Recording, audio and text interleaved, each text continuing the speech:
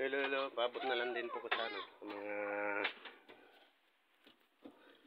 Ito po, samantala po may hawak po kami ngayong belt WBO division.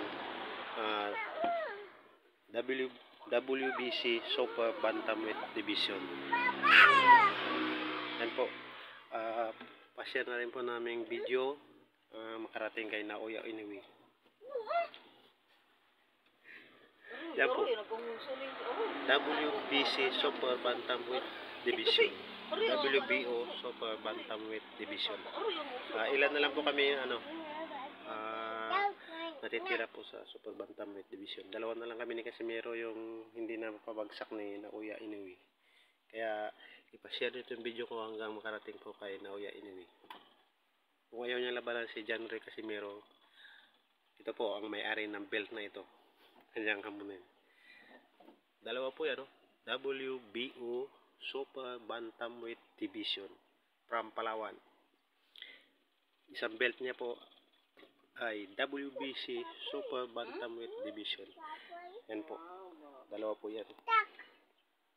Pag makuha niya po ito, maniniwala na talaga kung kay Naoya Inoue na sobrang lakas niya. Kaya dalawa po to. Magaling siya makukuha niya to. Yung dalawang belt na to. WBC, WBO Super Bantamweight Division. Yan, ang mga belt na po na yan.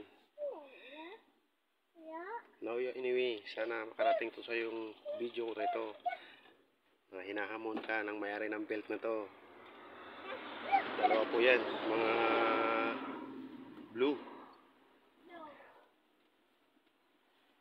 Yung kay Nonito Donaire na nakuha na ni Naoya Inoue. Kay Marlon Tapalis nakuha na rin ni Inoue. Ito na lang. Pati yung kay John Ray. Kami na lang po ang mga top rank sa Super Bantamweight Division. WBO, WBC Super Bantamweight Division. Yan po.